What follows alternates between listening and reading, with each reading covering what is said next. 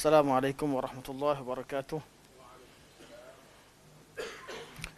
الحمد لله رب العالمين، نحمد الله تعالى ونشكره ونصلي ونسلم على سيدنا محمد الذي بلغ الرسالة وأدى الأمانة ونصح الأمة حتى أتاه اليقين، وعلى آله وصحبه أجمعين. سبحانك لا علم لنا إلا ما علمتنا إنك أنت العليم الحكيم.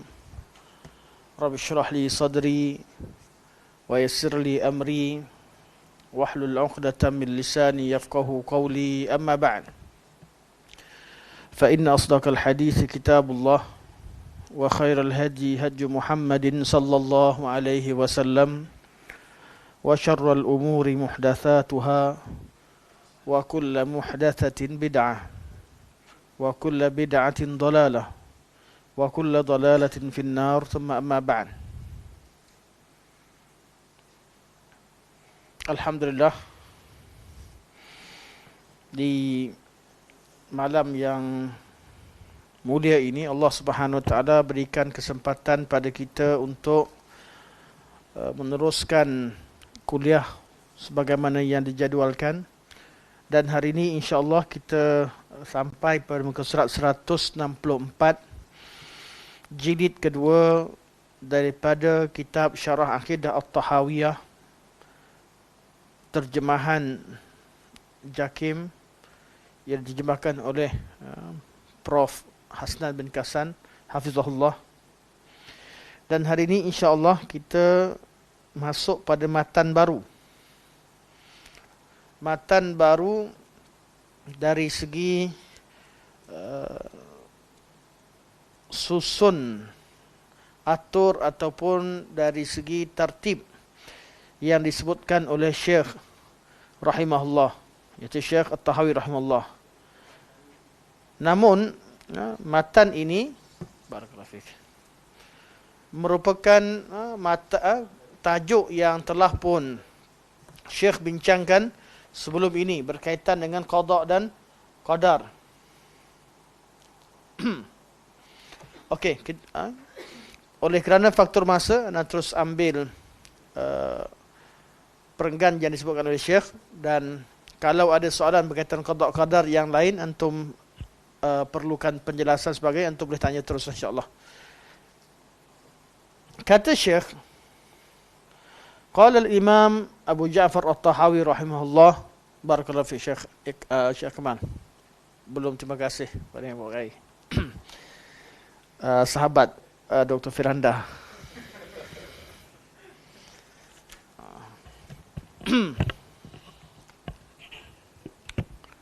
Wal qadaru khairuhu wa syarruhu wa huluwuhu wa murruhu minallah.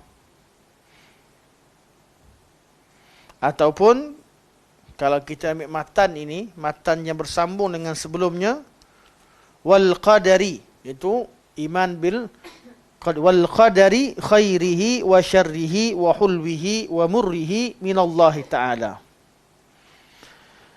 Dan beriman dengan qada dan qadar,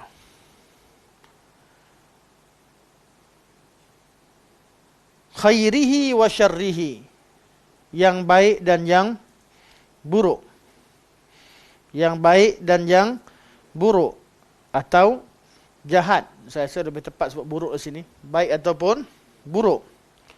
Wa hulwihi wa murrihi, sama ada yang manis atau yang pahit, minallahi ta'ala, daripada Allah Subhanahu wa ta'ala. Kita beriman bahawa segala yang berlaku di alam ini, yang baik dan yang buruk, semuanya daripada Allah Subhanahu wa ta'ala. Ya gulam, inni u'allimuka kalimat. Nabi berkata kepada Ibnu Abbas radhiyallahu an, sepupunya yang masih kecil ketika itu. Walaupun sepupu tapi umur jauh. Nabi orang tua, Nabi hijrah pun umur dah 40. Nabi hijrah. Nabi dilantik masa umur 40, hijrah umur 53 dan sudah pasti Ibnu Abbas, hadis pertemuan Nabi Ibnu Abbas ialah pada ketika usianya di hujung usianya. Artinya walaupun sepupu, seorang umur 60, hampir 60 yang Nabi SAW umur 60, Ibnu Abbas masih lagi gulam. Gulam ni kanak-kanak kurang dari 9 tahun. Budak-budak yang kurang daripada 9 tahun atau paling limit dia 9 tahun. Itu dipanggil gulam. Kalau kita ya gulam, kita tahu umur dia begitu. Sebab tu ulama tarbiyah kumpulkan hadis ya gulam. Yang Nabi panggil ya gulam, samillah. Wahai gulam, bacalah bismillah. Ya gulam, kul bi yaminik. Makan daripada kul bi yaminik wa kul mimma yalik. Dan sebagai hadis yang Nabi kata pada Umar bin Abi Salamah, hadis Nabi panggil Ibn Abbas, ya gulam, inni wa'allimuka kalimat dan sebagainya, dikumpulkan sebagai tarbiyah untuk kanak-kanak umur antara 3 hingga 9 tahun. Jadi pesanan-pesanan begini, kalau anak kita, bila dia sebelum umur 9 tahun, kena hafal hadis ni. Ihfazillah yahfazka. Matan yang budak-budak ni kena hafal, kita kena ikut macam mana cara Nabi SAW tarbiyah kanak-kanak ketika itu. Di pesanan Nabi terhadap kanak-kanak pada zaman Nabi SAW, itulah yang kita perlu kaji, cari dan minta anak kita hafal. Hasan bin Ali kata, ya allamani Rasulullah sallallahu alaihi wasallam kalimatin aquluhunna fi qunutil witri. Nabi ajar padaku kalimah-kalimah untuk aku baca pada qunut witri. Allahumma hdini fi man hadait wa afini fi man afait. Sampai akhir doa qunut. Ni semua kita kena ajar pada budak-budak sejak daripada kanak-kanak. Mana umur bawah 10 tahun atau 9 tahun. Dia 1 jayah 3 ni sepatutnya inilah dia silibus yang perlu ada pada mereka. Perlu mereka hafal teksnya dan mereka perlu faham maknanya. Kerana kepentingan perkara ini dalam pendidikan. Kita hidup kat dunia ini sangat penting. Anak-anak kita faham tentang masalah qada dan qadar. Sejak daripada umur dia kecil. Tahu segala sesuatu daripada Allah. Kita hidup ni kerana Allah. Ya gulam, wa'allimuka kalimat. Wahai gulam, aku ajarkan pada kamu kalimat. Ya gulam, inni u'allimuka kalimat. Ihfazillah yahfazka. Jagalah Allah, Allah akan jaga kamu. Jagalah hukum Allah, Allah akan jaga kamu. Anak kita yang kecil-kecil ni tak tahu bila kita akan tinggalkan mereka. Sekarang ni kita, anak kita semua masing-masing ada anak-anak, kita sayang, kita cium, kita bela dia, jaga dia, tak tahu umur kita sampai bila. Jangan sampai anak kita kata hidup dia bergantung pada ayah. Ya, bergantung asbabnya ayah. Namun kena tahu, ihfazillah yahfazka. Faham betul-betul. Jagalah agama Allah. Ayah ni hanya sebab. Ayah tak ada, Allah hantar sebab yang lain. Tapi sebab ini ada sebabnya. Sebab sesuatu kebaikan yang kamu dapat sebagai ada sebabnya. Dari mana? Ihfazillah. Jagalah hukum Allah. Jagalah agama Allah. Sehingga anak ini bila dia membesar, sebelum umur dia 10 tahun, dia mula memisahkan diri daripada mak ayah. Dia mula nak bebas. Umur 1 sampai 9, dia nak berkata dia melekat. Dia suka ayah gimana, ikut belakang. Ikut belakang. Start umur 10 tahun dah mula kurang ikut dah. Dia dah tak berapa nak ikut. Kadang-kadang ikut, kadang-kadang tak ikut. Sampai umur 16-17 tahun nak buat kepala sendiri. Ajak gimana pun susah. Pujuk. Dia nak bebas. Sebelum dia mencapai umur nak bebas, ajarkan betul-betul apa yang perlu dilakukan. Budak-budak umur 9-10 tahun, ketika umur yang Nabi kata, kanak-kanak umur 7 ni suruh dia sembahyang, kalau 10 tahun kena pukul. Maksudnya dah lebih pada umur yang sepatutnya tadi ni. Mana? Kena tukar strategi. Dah 10 tahun masih lagi tak solat, pukul.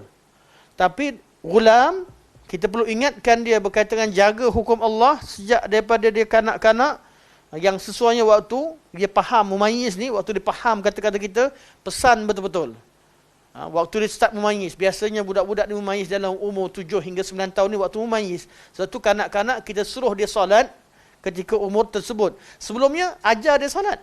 Sebelum suruh kita ajar dia solat. Jadi kanak-kanak umur sebelum 6 tahun, budak-budak tadika, budak-budak 4, 3 tahun, adakah kita tak ajar semayang? Tak, kita ajar. Ajar cara solat. Umur 7 kita suruh. Umur 7 kita dah suruh. Artinya bila kita suruh dia solat, dia dah pandai solat. Dia dah pandai solat. Sebelumnya mana? Sebelumnya tarbiyah.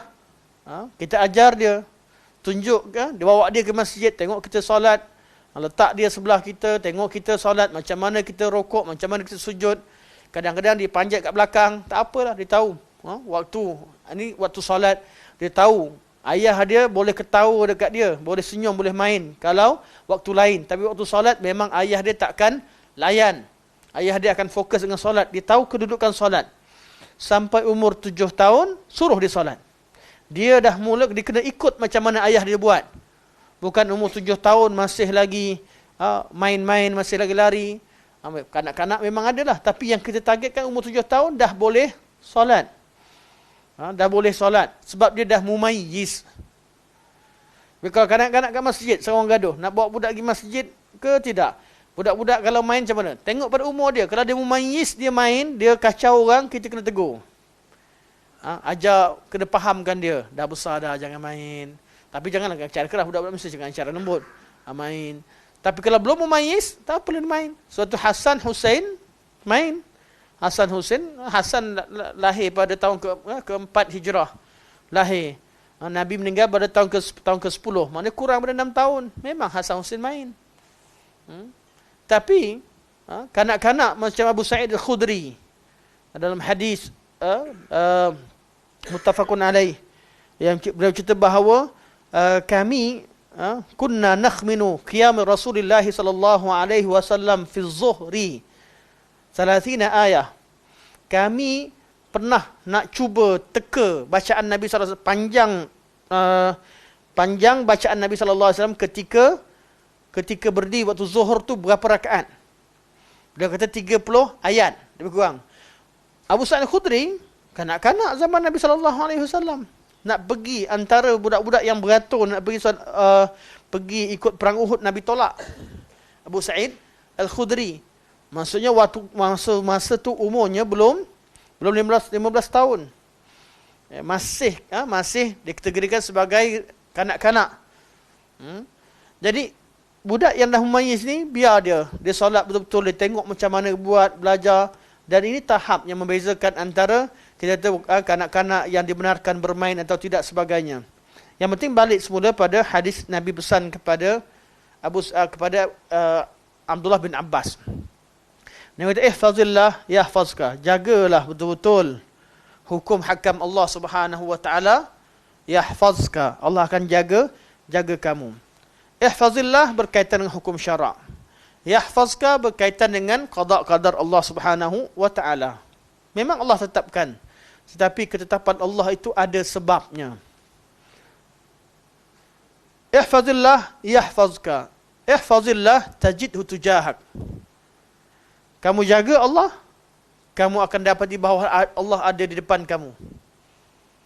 Jaga Allah, jaga hukum Allah, kita takkan rasa kita ditinggalkan. Di mana-mana kita ingat Allah. Nabi Musa ketika kaum Fir'aun kepung, Nabi Musa kata, takkan Allah bersama aku. Nabi Muhammad ketika Nabi berada di gua Thaur dan kaum musyrikin dengan senjata mereka ada di mulut gua, Nabi kata, in la tahzan innallaha ma'ana.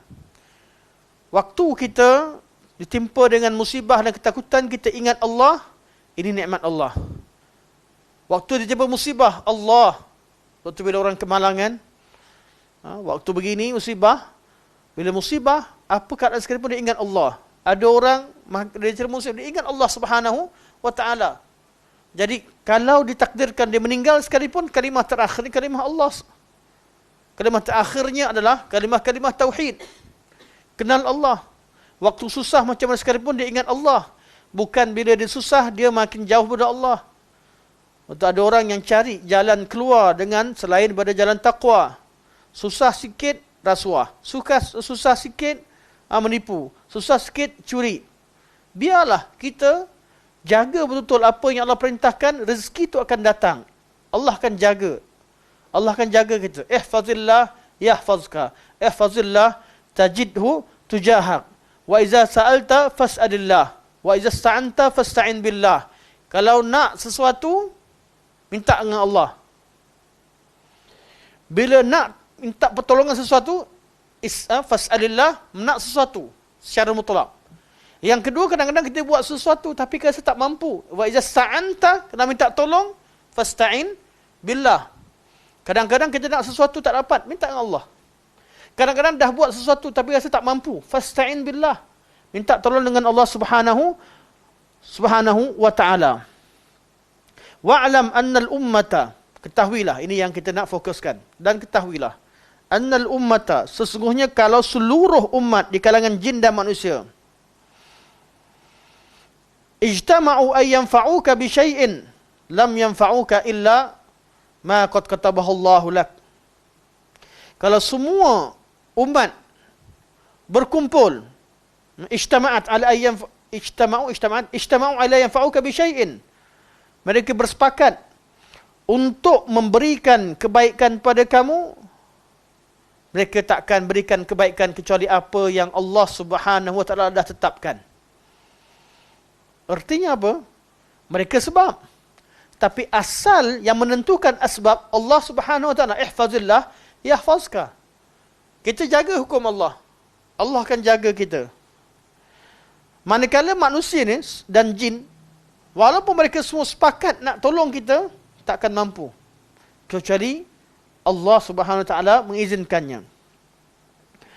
Wa in ijtama'u ay yadurruka bi syai'in, kalau mereka bersepakat untuk memudaratkan kamu dengan sesuatu, lam yadurruka illa bi syai'in qad katabahu Allah 'alaik. Mereka takkan dapat mudaratkan kamu kecuali dengan sesuatu yang Allah Subhanahu wa ta'ala telah tetapkan.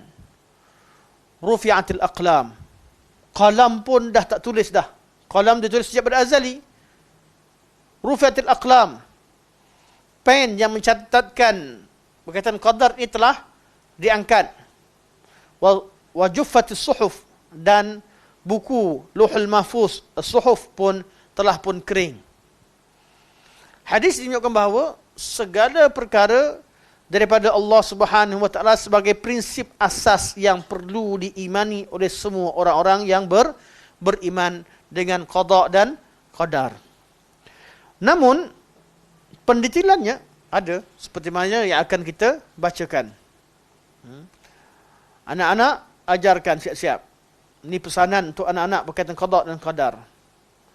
Juga ajarkan doa. Allahumma la mani'a lima a'taita wa la mu'tiya lima mana'ta wa la yanfa'u zal jadd minkal jadd. Dan maknanya biar difaham erti qada dan qadar. Kata Syekh, itu mukadimah untuk faham makna qada qadar yang umum antara hadis yang perlu kita faham. Syekh kata syarih Imam Ibn Abil Iz rahimahullah,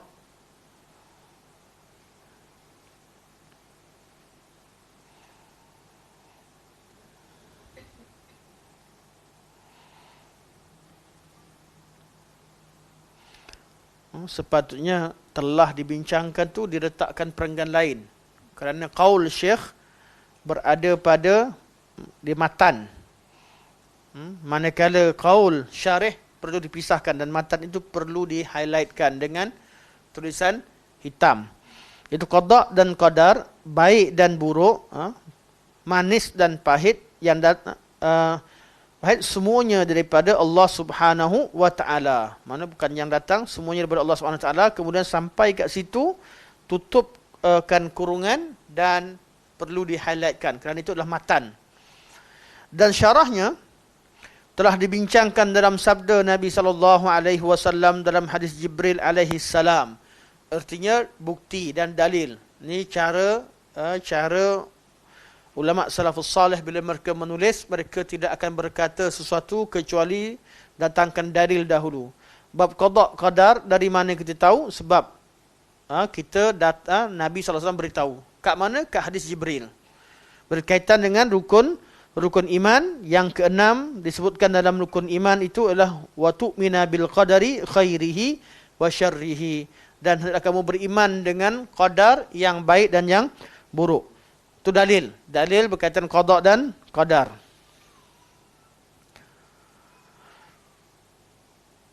Dan juga firman Allah Subhanahu wa taala, Allah telah berfirman, "Qul la yusibana illa ma kataballahu lana." Qul, wahai Muhammad, katakanlah wahai Muhammad, la yusibana, takkan ada sesuatu yang menimpa kita. Yusibana sama ada mudarat ataupun maslahah, kebaikan, manfaat atau maslahah. Walaupun dalam tafsiran ini dan dalam terjemahan dituliskan tidak akan ditimpa oleh sesuatu kemudaratan. Difokuskan kepada kemudaratan kerana musibah itu kebanyakan fokus pada kemudaratan, tapi musibah berbeza daripada yusibuna atau yusibana. Fa'il boleh guna la yusibana, dia termasuk yang baik dan yang buruk. Tapi kalau digunakan kalimah isim musibah, biasanya fokus kepada musibah ataupun bala yang ditimpa kepada hambanya. Tapi kalau kata la yusibana, iaitu min khairin aw syarrin, dua-dua, yang baik atau yang buruk. Tidak ada sesuatu yang menimpa kita, sama ada yang baik atau buruk, illa, kecuali ma kataballahu lana, kecuali apa yang Allah Subhanahu wa taala telah catatkan atau telah tetapkan kepada kita.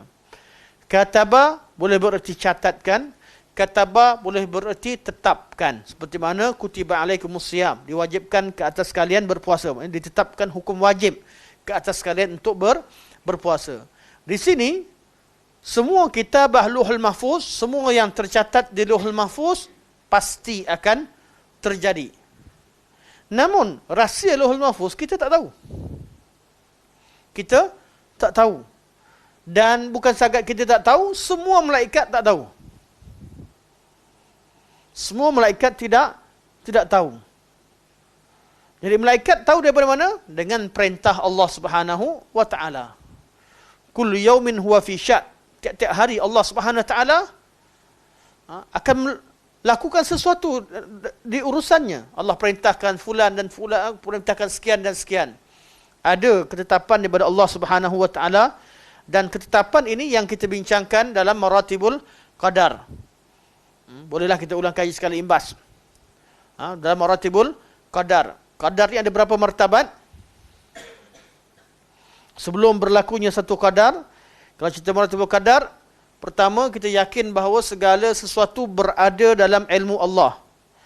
Kalau kita beriman dengan qada dan qadar, kita kata kami beriman dengan qada qadar. Apa maksudnya? Kami beriman bahawa segala yang berlaku berada dalam ilmu pengetahuan Allah. Itu martabat pertama.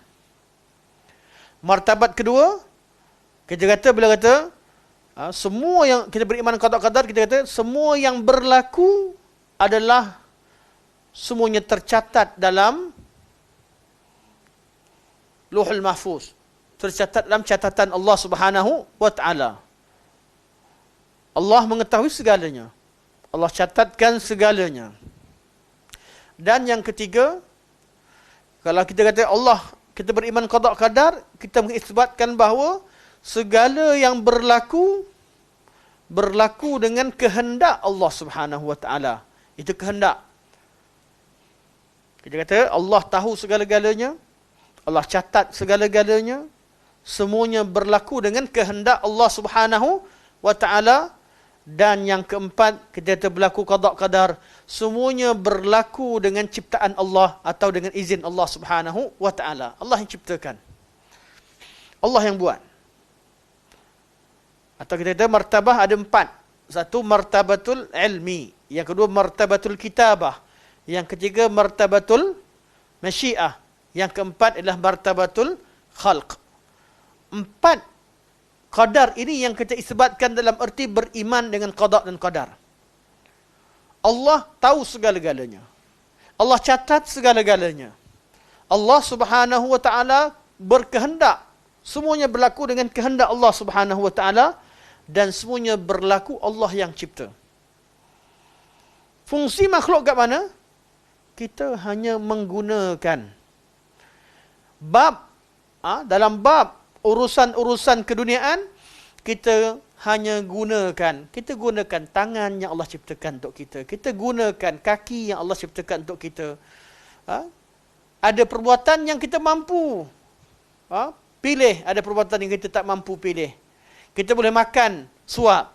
Tapi apa terjadi digest dalam diri kita ni, nak hadam ke mana, darah berjalan ke tidak, pergi betul ke tak kat salurannya, kita tak mampu nak kontrol. Kita boleh bersenam, tapi lemak terbakar tak terbakar, berapa % terbakar, cukup ke tak, kita tak tahu. Itu dalam semua benda yang walaupun berlaku dalam diri kita, tapi berlaku berada di luar kontrol kita. Dan perbuatan yang kita pilih pula ada berkaitan dengan syarak. Benda yang halal, benda halal adalah halal haramnya, benda yang ada yang Allah tanggungjawabkan, ada yang harus, yang boleh buat sebagainya. Perbuatan yang kita mampu kontrol inilah yang termasuk dalam hukum syarak yang 5. Dipanggil kehendak syar'iyah Allah Subhanahu wa taala yang perlu kita hukum syarak. Manakala yang kita tak mampu kontrol, kita miskin ke, kaya, sakit sebagainya, itu ketetapan Allah Subhanahu wa taala, iradah kauniyah Allah Subhanahu wa taala. Manakala yang kita mampu kontrol, perbuatan kita kena buat yang halal sahaja, tinggalkan yang haram. Dan terikat yang halal haram itu didetailkan dengan 5 hukum. Ada yang wajib, ada yang haram, ada yang sunat, ada yang makruh dan ada yang harus. Ketetapan hukum syarak daripada situ. Jadi kita kat mana? Kerja kita, Allah yang cipta segala-galanya. Tapi pilihan ada di tangan kita. Kita pilih nak buat baik, kita boleh buat baik. Allah yang bagikan tenaga, Allah yang ciptakan perbuatan kita, kita mampu buat. Ada harinya kita tak mampu, angkat tangan pun tak mampu. Orang yang mengantuk sangat, orang yang stroke, orang yang sakit, orang yang lemah dan sebagainya tak mampu angkat tangan. Ada masanya mata, kelopak mata pun kita tak mampu nak angkat.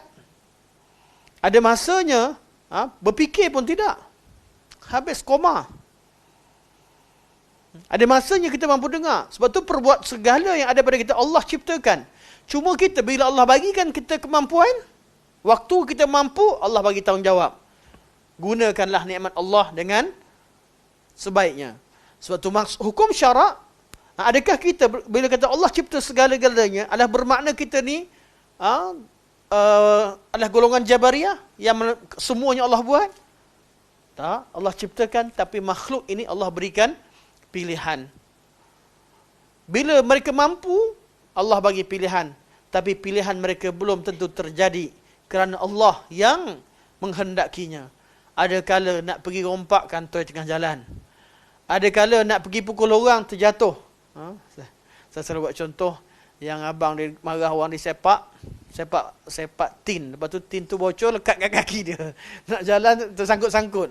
Last kali lawan dengan tin. Tak jadi marah dengan orang. Awal nak bawa kayu nak pukul orang. Semua benda nak sepak. Sepak tin tu ada lubang, terlekat kat tin. Dah gagah sangat tadi. Lepas tu jadi malu sendiri. Dengan tin pun tak lepas. Kadang-kadang kemampuan kita tak mampu. Allah tetapkan. Allah tentukan. Ini erti iman dengan qada dan qadar. Jadi bila kita sebut iman qada qadar, kita perlu beriman dengan keempat-empat martabat tersebut. Berbeza dengan golongan qadariyah atau jabariyah dan sebagainya. Itu akan kita bincangkan detail kalau kita masuk dia jadi daurah qada qadar semula. Tapi kefahaman umum ni perlu kita faham. Maksudnya kalau kita faham benda ni, kita akan jadi nak catch up apa yang kita akan bincangkan ni jadi terpinga sedikit. Nak ambil masa nak refresh semula. Okey. Allah kata katakan wahai Muhammad, la yusibana illa ma kataballahu lana. Tidak ada sesuatu yang menimpa kita kecuali sesuatu yang Allah telah tuliskan atau Allah telah catatkan untuk kita. Segala berlaku tercatat di Lauhul Mahfuz. Kita kata kita ada pilihan. Ya. Allah ciptakan. Habis macam mana Allah tahu sebelum berlaku? Jangan kiaskan ilmu kita dengan ilmu Allah. Itu saja. Itu yang kita perlu beriman. Ramai orang dalam bab iman disuka kiaskan apa yang ada pada dirinya dengan Allah Subhanahu wa taala. Banyak kumpulan yang tersesat dalam bab qada qadar, dalam bab tauhid, dalam bab apa-apa sekalipun, mereka kiaskan perbuatan makhluk pada perbuatan Allah. Kiaskan sifat makhluk dengan sifat Allah. Bila kiaskan benda ni, gunakan otak, menafikan nas dengan kiasan yang ada pada otak dia, menyebabkan dia takkan mampu memikirkannya. Bab ilmu, kita tak mungkin nak kiaskan ilmu kita dengan ilmu Allah. Bab pendengaran, takkan kita mampu kiaskan pendengaran kita dengan pendengaran Allah. Kita, kalau semua cakap serentak, jam dah. Sedangkan semua makhluk Allah, tiap-tiap waktu berdoa kepada Allah Subhanahu wa taala. Semua yang ada langit dan bumi berzikir pada Allah. Tiap-tiap kalimah mereka dicatatkan. Allah dengar. Semua makhluk menyeru. Kalau kumpul semua makhluk pada awal manusia hingga akhir manusia. Jin dan jin pertama, jin terakhir. Berkumpul kat satu padang semua sekali. Serentak minta dengan Allah. Allah boleh bagi semua permintaan tanpa kurang sedikit pun daripada minta Allah. Begitu juga dalam semua kumpul buat jahat, tak ada sedikit pun mengurangkan kuasa Allah Subhanahu wa taala. Dalam diri kita nampak satu makhluk. Anak selalu sebut benda ni. Sedangkan ada berbilion makhluk tumpang kat badan kita. Berapa virus yang ada kat badan kita? Berapa bakteria? Berapa makhluk kecil lagi yang ada? Makhluk-makhluk parasit yang ada kat badan kita ni, yang tumpang kat badan kita, ada berapa banyak? Semuanya berdoa dan mohon kepada Allah Subhanahu wa taala. Semut berdoa, lipas berdoa, bukan kita saja. Bukti binatang juga berdoa berkaitan dengan kisah semut zaman Nabi Sulaiman. Bukti mereka juga berusaha dalam kehidupan dunia mereka dan berdoa. Kisah-kisah banyak kisah. Cuma mereka tak diberikan tanggungjawab agama. Nak harapkan tikus sujud, pergi letak kamera, nak tengok dia rokok sujud tu kita. Rokok sujud cara yang kita, mana tunduk dan letak dahi, tu kita. Sebab itulah malam Lailatul Qadar bukan pokok yang sujud. Bukan pokok yang sujud, kita yang kena sujud. Pokok pun sedang bersujud. Lepas tu ramai orang cari benda-benda macam ni. Itu bukan hukum taklif pada pokok untuk sujud. Walaupun pada malam Lailatul Qadar, kerana semua makhluk ada cara tasbih mereka masing-masing. Okey. Tu ayat pertama mengisbatkan qada dan qadar. Ayat yang kedua. Ayat yang kedua ini, kalau sebaiknya disambungkan dua ayat, tapi tak apalah. Kita boleh juga terjemahkan begini. Ayat 78 dan 79. Dia bersambung tu. Dua ayat sebenarnya tu. Dua ayat. Kedua-duanya daripada surah An-Nisa. Ayat 78 dan 79 surah An-Nisa. Ini juga ayat penting dalam bab qada dan qadar. Allah Subhanahu wa taala berfirman, ba'da a'udzubillahi minasyaitonir rajim, Allah berfirman, kalau kita a'udzubillah, kalau nak sebut Allah berfirman, terus baca ayat. Tapi kalau kita nak kata a'udzubillah, kita ba'da a'udzubillahi minasyaitonir rajim, selepas a'udzubillah. Na'udzubillah, bab istisyhad, kita kata Allah berfirman, a'udzubillahi minasyaitonir rajim, alhamdulillahirabbil alamin. Betul ke salah? Sebenarnya tak salah pun dari segi ini, orang faham. Tapi dari segi ayatnya salah ayat sikit.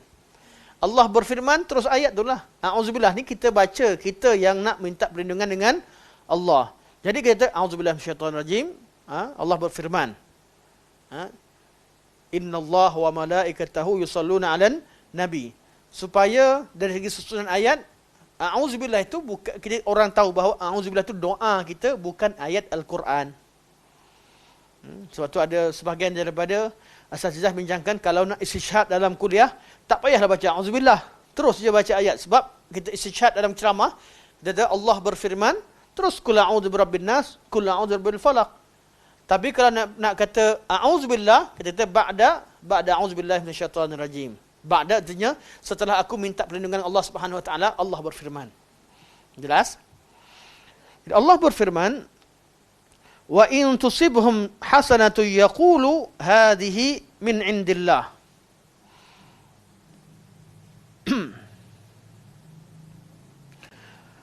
Ini berkaitan dengan kaum musyrikin. Wa in tusibhum hasanatun, dan apabila mereka ditimpa dengan hasanah, kebaikan, yaqulu, mereka akan berkata, hadhihi min indillah, ini daripada Allah Subhanahu wa taala. Wa in tusibhum sayyi'atun, tatkala ditimpa pada mereka ataupun apabila kejahatan menimpa mereka, yaqulu hadhihi min indik, mereka kata ini semua daripada kamu wahai Muhammad. Maksudnya apa? Mereka kata, kalau dapat baik, tengok kami ini Allah redha dengan kami, Allah bagi baik pada kami. Kalau timpa dengan musibah, kau ni Muhammad, kau dah menipu cakap Nabi jadi Nabi, kan Allah turunkan balak. Biasanya kan dia kata dia betul, dia menyalahkan orang lain. Contohnya lah, macam kita lah, tapi kita betul lah. Dapat Alhamdulillah, kita hidupnya kuliah-kuliah sunnah, hidupnya orang sunnah Nabi, masjid, orang ikut sunnah Nabi, masjid penuh, orang semua buat menjalankan hukum Allah pada diri mereka masing-masing. Kata Alhamdulillah, negara pun aman sekarang. Masyarakat kita ni aman. Dulu banyak budak-budak yang begini begitu, banyak begini kita. Alhamdulillah, okey. Tapi tiba-tiba datang nabi palsu, masalah datanglah. Ada nabi palsu. Kita boleh kata begitu. Sebab betul lah. Tapi masalah pada kaum musyrikin, dia yang tak betul. Sebab mulut orang ni tak penting. Yang penting hakikat. Musyrikin pun kata benda yang sama. Bila ditimpa dengan kebaikan, mereka kata Allah yang bagi. Sebab apa? Sebab kami ni yang jaga Baitullah. Tengok tu, Abrahah datang nak runtuhkan Kaabah, Allah jaga, dia bangga dengan kisah Abrahah. Betul lah. Abrahah datang, Allah jaga dia. Tapi sebab siapa? Adakah sebab mereka musyrikin? Atau sebab Allah Subhanahu Wa Taala nak jaga Kaabah? Atau sebab Allah Subhanahu Wa Taala nak utuskan Nabi Muhammad sallallahu alaihi wasallam? Sebab tu kita baca liila fi Quraisy ila fi rihlat asy-syita'i was-saif falyabudu rabb hadzal bait. Lepas surah Al-Fil. Muhammad Ammar bin Abdul Aziz kata dua ayat ni satu makna. Liila lam, kerana Allah nak biarkan Quraisy ni masih bersatu di tempat mereka. Supaya bila Abrahah datang serang mereka, habislah pecah, lari dan atau hilang kabilah mereka. Allah nak kekalkan kamu kabilah Quraisy duduk kat sini masih boleh berniaga. Pergi rihlat asy-syita'i was-saif, sembahlah Baitullah ini. Dan Allah sebut pada la uqsimu bihadzal balad wa anta hillum bihadzal balad. Aku bersumpah dengan negeri Mekah ini dan engkau tinggal kat sini. Kenapa Mekah jadi mulia? Sebab Allah nak utuskan Nabi Muhammad sallallahu alaihi wasallam. Kenapa Allah Subhanahu wa taala kekalkan Kaabah? Sebab di situlah akan diutuskan Nabi Muhammad sallallahu alaihi wasallam. Jadi, sebab tu bila berlaku pembukaan kota Mekah, ramai kabilah Arab yang mengambil pendirian berkecuali. Sebelum tu, Nabi berdakwah.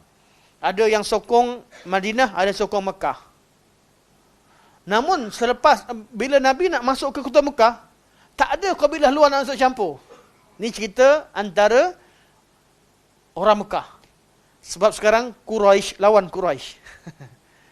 Nabi pun Quraisy. Sebelum tu mereka hormatkan Quraisy. Ila fi Quraisy, hormatkan. Tak berani usik kafilah Quraisy. Nak pergi ke Yaman silakan. Tak ada perompak nak pergi sekat. Hormat. Nak pergi ke Syam silakan. Jadi sampai pada perang pembukaan kota Mekah, masing-masing tengok dulu.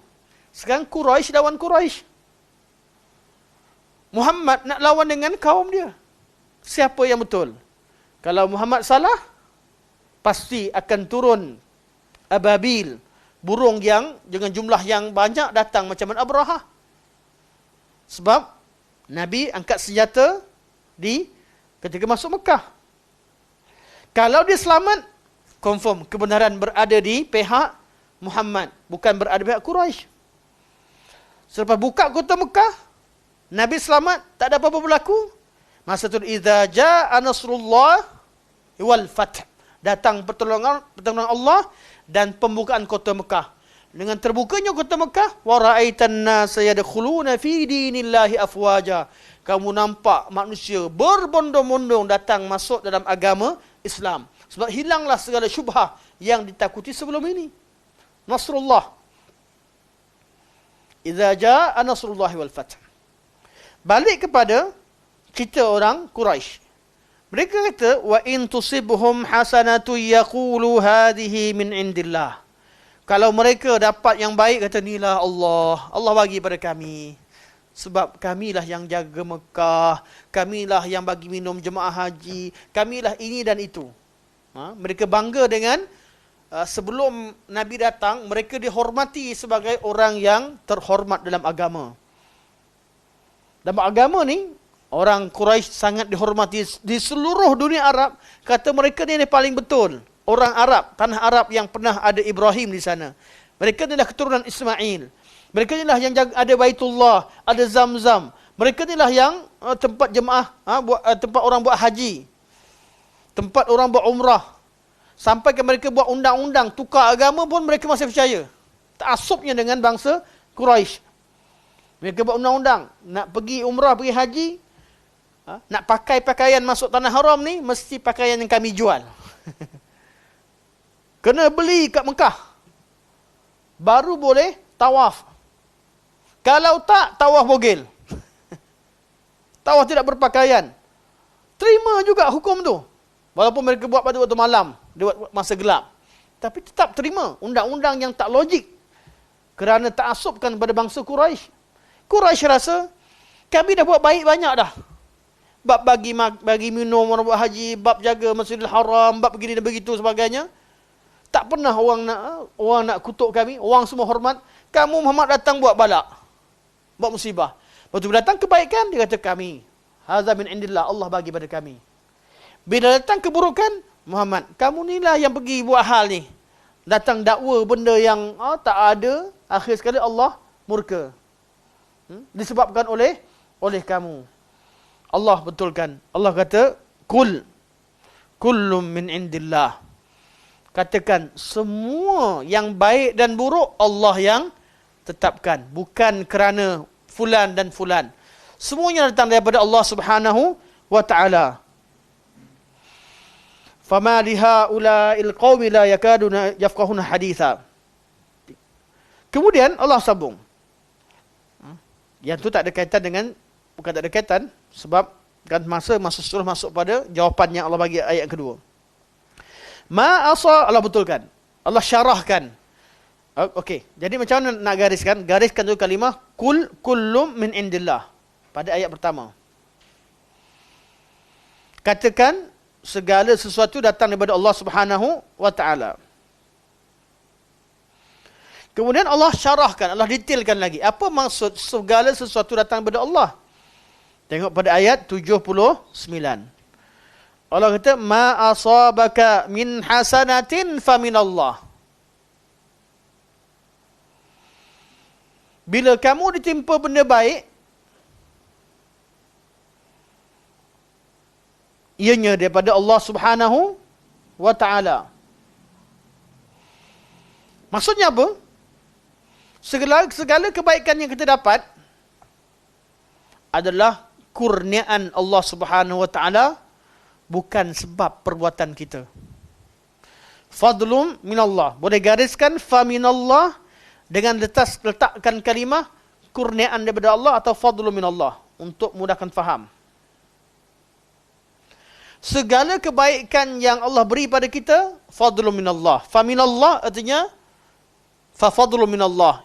Itu adalah kurniaan daripada Allah Subhanahu wa taala. Orang Islam, orang kafir, orang baik, orang jahat, semuanya Allah bagi hidup, kurniaan Allah. Semuanya Allah bagi makan, kurniaan daripada Allah. Semuanya sihat. Semuanya dapat nikmat-nikmat, fadlun minallah. Allah bagi semua. Kebaikan-kebaikan yang ada tu kurniaan Allah.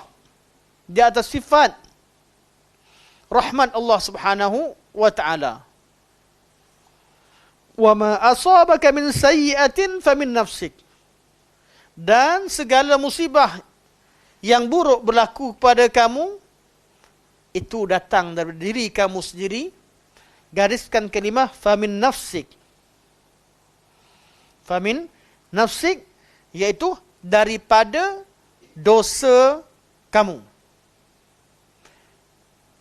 Allah Subhanahu wa taala dalam bab qada qadar, bila Allah bagi kebaikan, Allah bagi dengan rahmatnya atau dengan kurniaannya. Bila berlaku perkara musibah dan buruk, itu berlaku kerana keadilan Allah Subhanahu wa taala. Ada buruk yang berlaku pada diri kita, Allah Maha Adil. Allah tidak menzalimi hamba-Nya. Benda baik berlaku, Allah. Ini kurniaan Allah Subhanahu wa taala. Jadi detailnya macam mana? Segala sesuatu Allah yang bagi. Baik ataupun buruk. Allah yang bagi. Tetapi keburukan yang berlaku itu mungkin disebabkan oleh perbuatan buruk kamu sebelumnya. Orang yang tak wuduk, tak mungkin dia solat.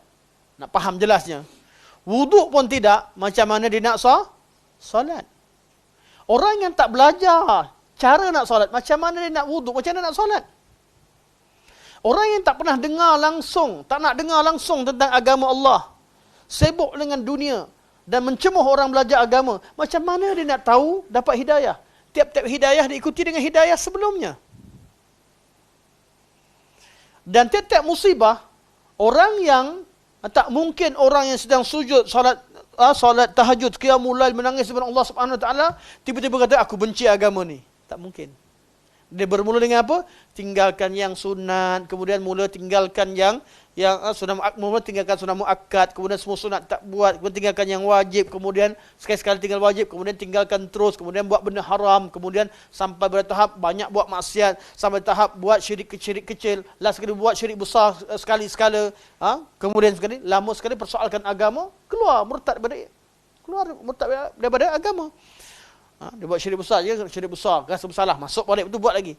Ini semua sebab takkan ada orang yang tiba-tiba orang yang saleh berubah jadi orang yang murtad. Tidak mungkin.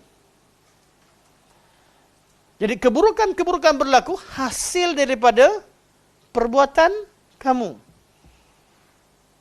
Famin nafsik.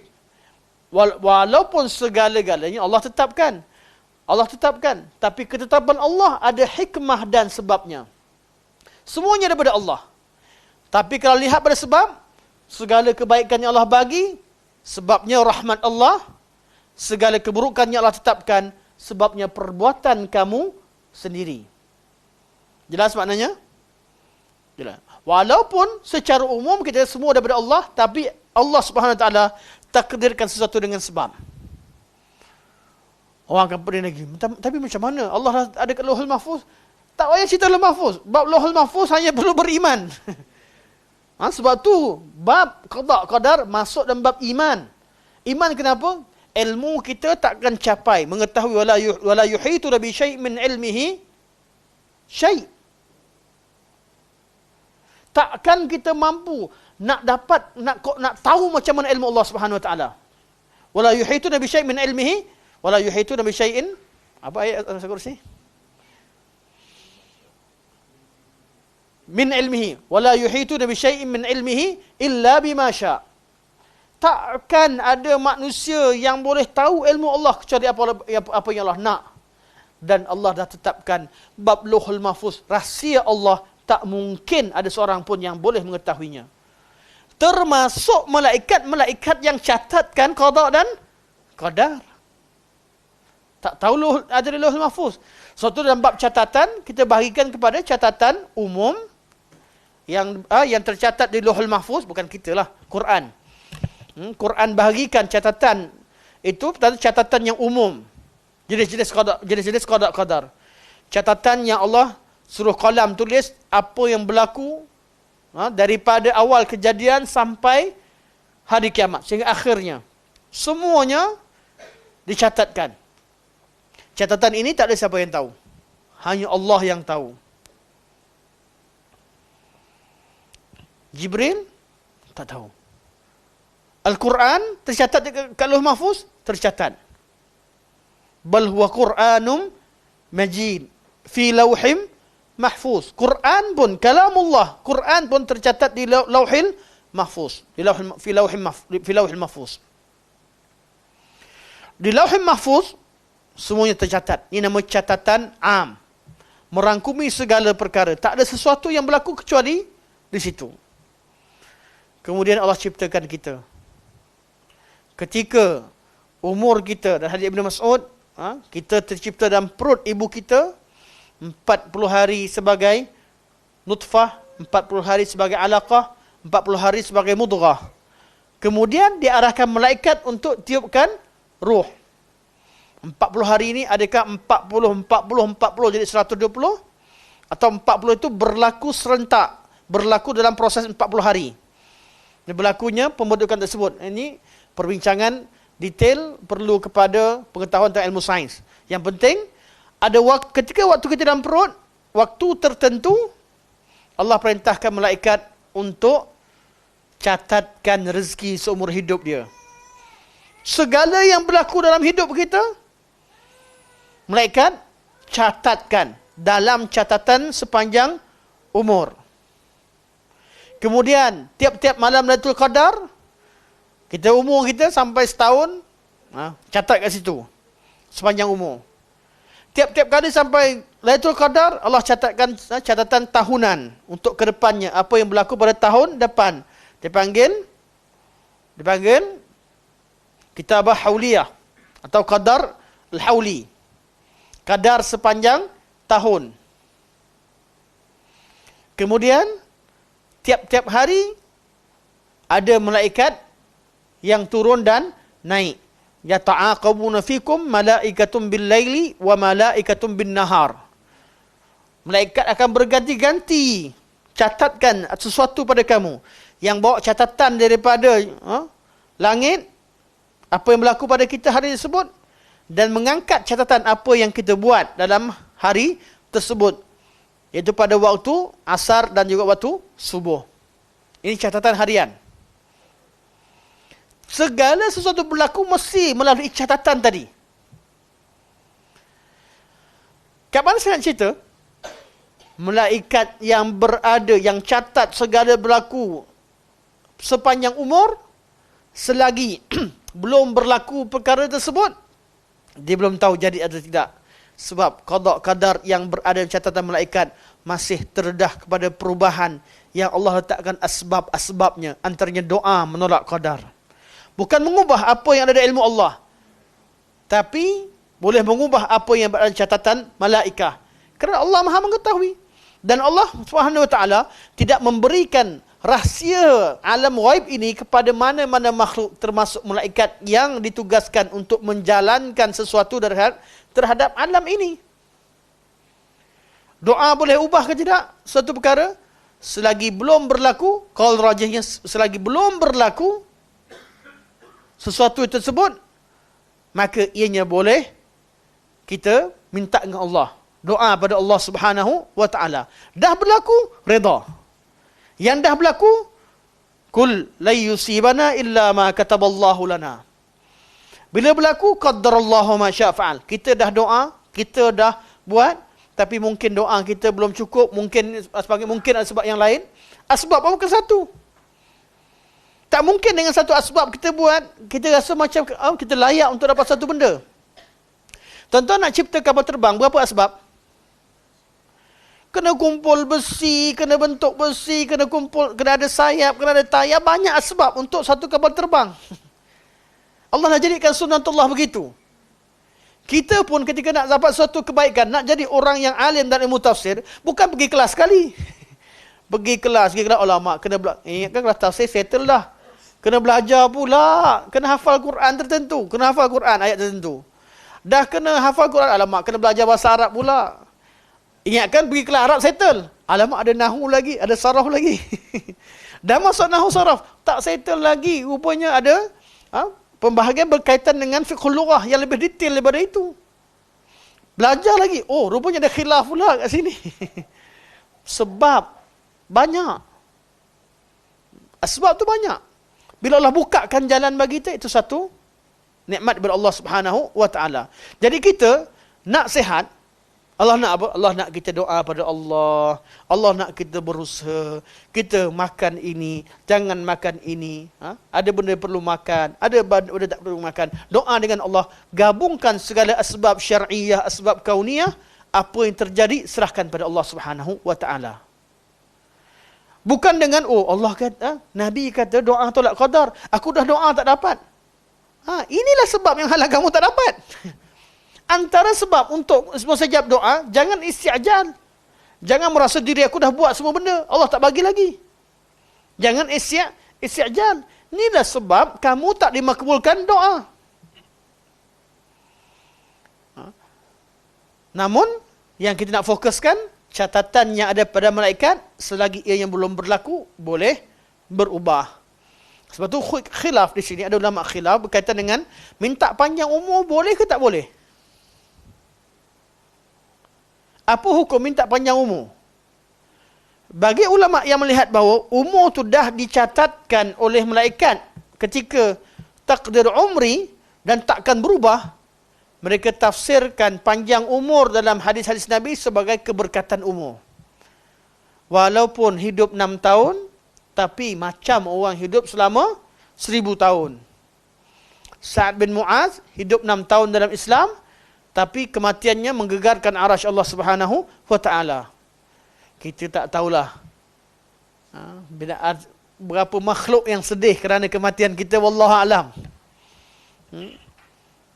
Orang datang ziarah pun sampai ketawa lagi. Kawan yang baik datang ziarah sampai ketawa lagi. Ini bukan Allah musta'an. Jadi umur yang panjang, kalau bagi ulama yang melihat kepada catatan yang ada pada malaikat sejak pada awal, mereka tidak akan berubah. Mereka tafsirkan dengan keberkatan.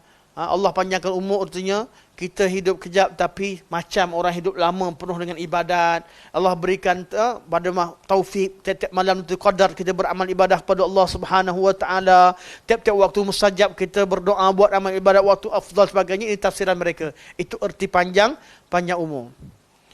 Namun bagi jumhur ulama, mereka mengatakan bahawa panjang umur betul-betul berlaku perubahan dalam catatan malaikah. Kisah-kisah berlaku pada zaman Nabi Sulaiman AS dan sebagainya. Ada orang yang dipanjangkan umurnya kerana amal solehnya, kerana sedekahnya sebagainya. Memang betul-betul sebab malaikat tak tahu perkara ghaib. Memang malaikat maut datang nak cabut nyawa si fulan dan fulan. Tapi mungkin ada arahan daripada Allah untuk ubah. Tapi bukan di Lauhul Mahfuz. Lauhul Mahfuz wallahu alam, tak ada siapa tahu. Yang ada kat malaikat tu tahu. Tapi dia sendiri, malaikat sendiri tak tahu apa berlaku besok sebab boleh sahaja Allah ubah. Mungkin tahun ni kata mati dia.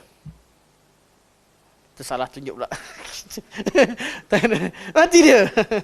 Kerusi. Bahaya kan tunjuk ni. Contoh, tak kena. Anda tak tunjukkan, anda tunjuk kerusi. Astagfirullah. Tapi pada malam tu qadar, doa. Allah kata, tangguhkan. Boleh terjadi tak? Boleh terjadi. Dengan kehendak Allah Subhanahu wa ta'ala. Dalil yang lain. Allah pernah bagikan tawan ketika Nabi nak wafat. Malaikat datang, bawa offer kepada Allah Subhanahu wa ta'ala. Nak hidup selama-lamanya atau nak mati jumpa Allah. Nabi kata, Rafiqul a'la. Aku nak Rafiqul a'la. Allah takkan offer perkara yang mustahil. Allah tahu. Tapi malaikat tak tahu. Malaikat hanya ikut arahan. Jadi bab Lauhul Mahfuz, bab ilmu Allah, bab catatan Allah, serahkan pada Allah Subhanahu wa taala. Kita tahu Allah Maha Adil, Allah Maha Rahman. Qada qadar Allah kita kena tahu. Kebaikan yang kita dapat ini adalah kelebihan dan fadla min Allah. Benda buruk yang berlaku pada kita pasti ada hikmahnya. Ini keadilan daripada Allah Subhanahu wa taala. Settle.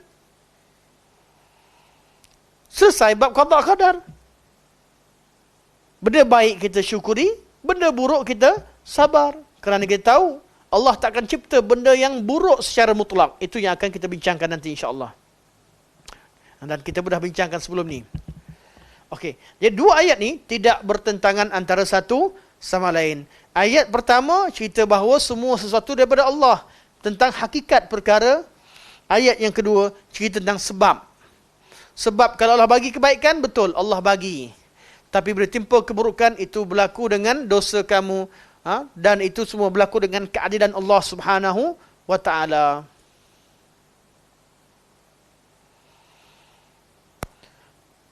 Dan ayat ini, kalau antum tengok biasa baca geng-geng etis punya ayat, geng-geng yang tak percaya pada agama atau geng anti-Islam, inilah ayat kata, ayat dekat-dekat tapi kontradis antara satu sama lain. Ayat 78 kata kullu min indillah. Ayat yang kat bawah kata wa ma asabaka min sayyi'atin fa min nafsik. Malah ayat 79 tu ma asabaka min hasanin fa min Allah wa ma asabaka min sayyi'atin min nafsik. Yang baik daripada Allah, yang buruk daripada diri kamu. Ayat ke atas kullu min indillah, semua daripada Allah. Nampak macam kontradiks. Dan benda ni pernah orang tanyakan pada ana pada kelas yang kelas dahulu. Benda kata segala yang baik daripada Allah Subhanahu wa taala, yang lemah kurang pada diri saya sendiri. Ada yang kata tak betul tu Ustaz, ngajar akidah pun tapi tak lepas lagi buat akidah. Tak. Allah Subhanahu wa taala tidak, untuk Allah perkara buruk tidak dinisbahkan kepada Allah Subhanahu wa taala. Buruk yang mutlak tak dinisbahkan kepada Allah. Untuk Allah kita nisbahkan secara umum, semuanya daripada Allah.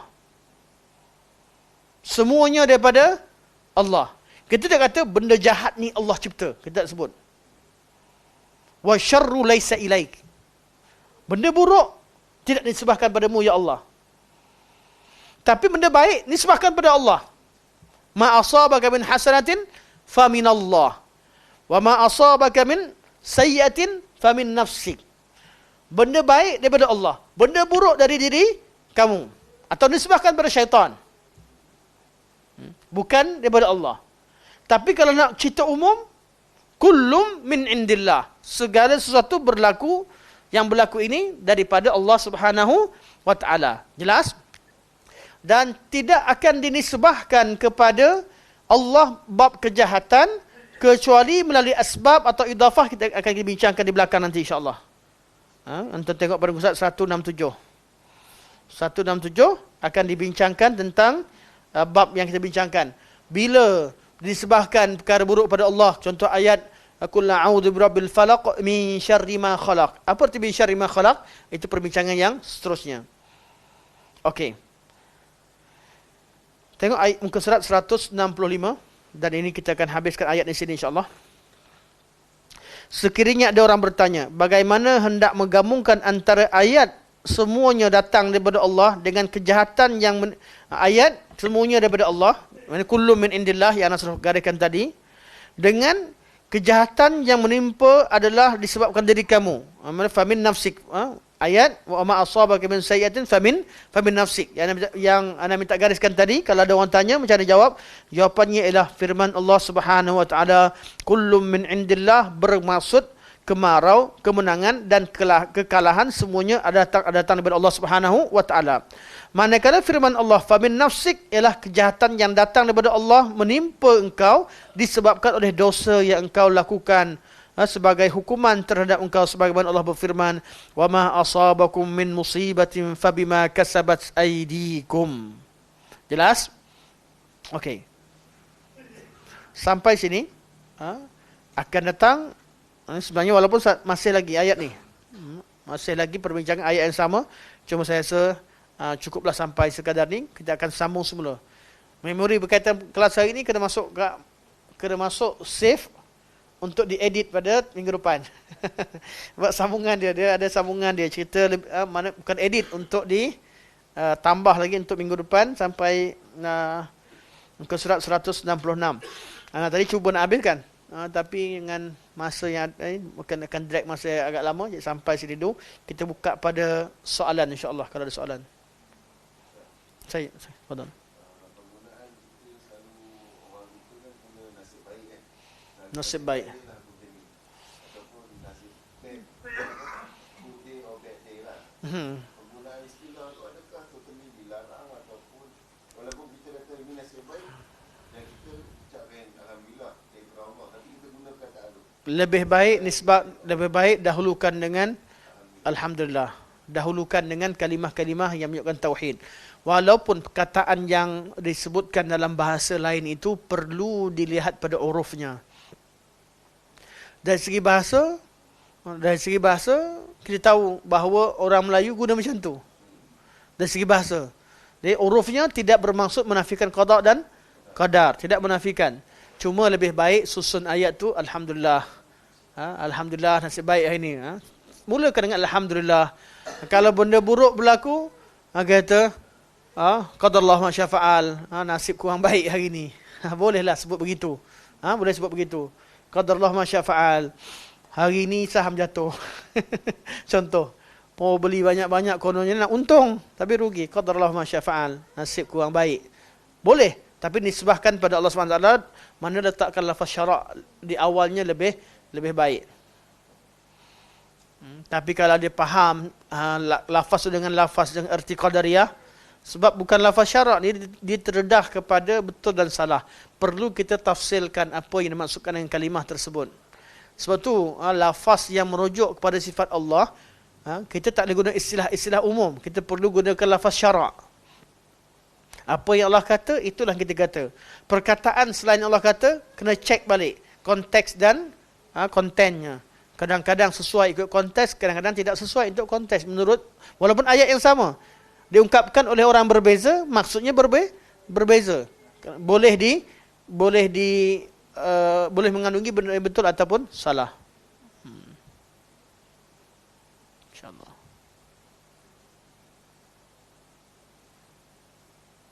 Ada lagi soalan? Cakap je Ustaz Kemal. Silakan. Segan kalau Dato' Firanda tanya ni. Okey. Fadal, Nagura. Fadal. Ada apa dia? Kena puji. Alhamdulillah. Fadal. Penggunaan kalau untuk sesuatu yang telah berlaku haram. Fa innallahu minasyaitan. Kalau untuk menyesali qada qadar. Tapi kalau dalam erti kata kalau kita usaha sungguh-sungguh insya-Allah berjaya. Kalau tu artinya in. Orang Arab lau tu kalau, orang bahasa Melayu ni kalau jelah. Tapi bahasa Arab kalau sesuatu yang dah berlaku dia guna lau. Sesuatu yang akan berlaku dia guna in sekiranya. Kalau juga. Cuma lau yang tercela ialah lau yang menafikan qada dan qadar atau yang menyesali qada dan qadar. Manakala bererti bersedia untuk sesuatu di depan, iaitu dengan melakukan asbab. Kalau kita jogging, insya-Allah, kita jogging, kita jalan saat ni, insya-Allah akan kontrol, akan menyebabkan badan sehat. Kalau tu boleh. Tapi kalau kata dah kencing manis, kalaulah aku dulu. Manakala untuk sesuatu yang telah berlaku, hukumnya haram. Ya? Yang lalu. Contoh.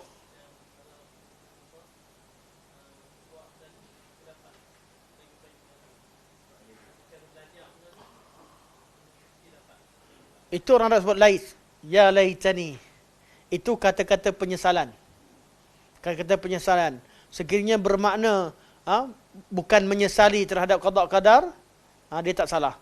Bab menyesal di atas qada qadar itu perkara tidak baik. Kalau menyesal atas perbuatan kita, ya laitani biasanya menyesal di atas perbuatan buruk, perbuatan yang buruk yang kita pernah lakukan kesilapan dengan tidak menyalahkan qadar, dia tak salah. Bahasa Melayu tetap lau. Arab panggil lais. Ya laitani. Alangkah baiknya. Dulu aku ni cuma tanah, bukan orang. Ya laitani kuntu turaba. Alangkah baiknya dulu aku hanya hanya tanah. Aku ni dulu tanah, bukan manusia. Okey. Ada lagi insya-Allah? Tafadhal. Dah hilang. Datang salam baru. Okey.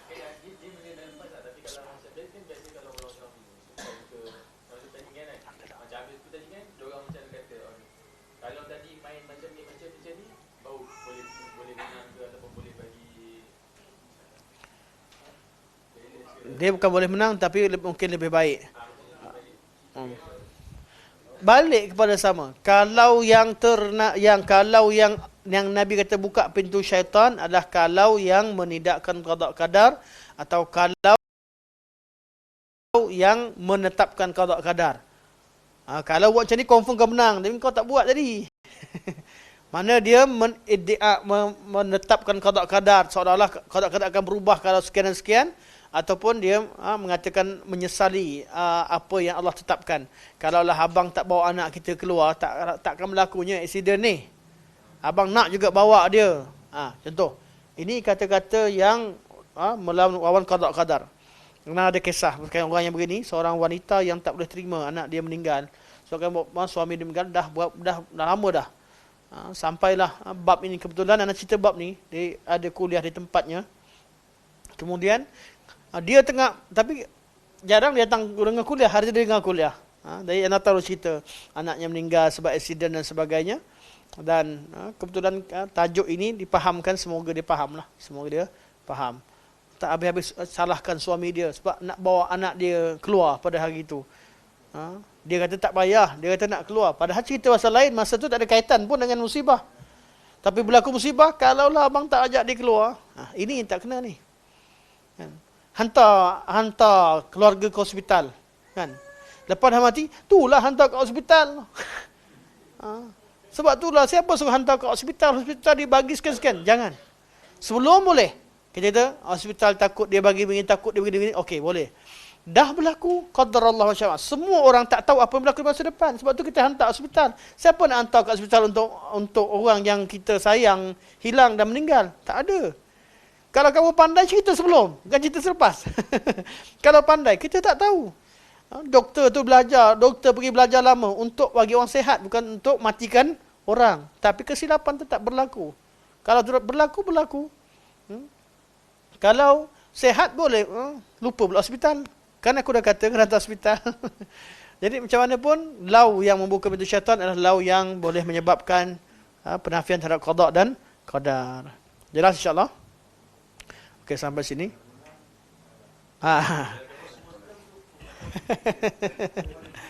For the future, betul. Terima kasih. Postmortem for the future. Okey. Sekarang ni boleh kalau buat rancang betul-betul. Kan? Nanti insya-Allah 19 okey. Rancang betul-betul. Kalau contohnya bagi yang bekerja di satu pekan, sebelum tu boleh. Selepas hanya buat postmortem. Boleh untuk masa depan, bukan untuk menyusahkan, bukan untuk menyalahkan qada dan qadar.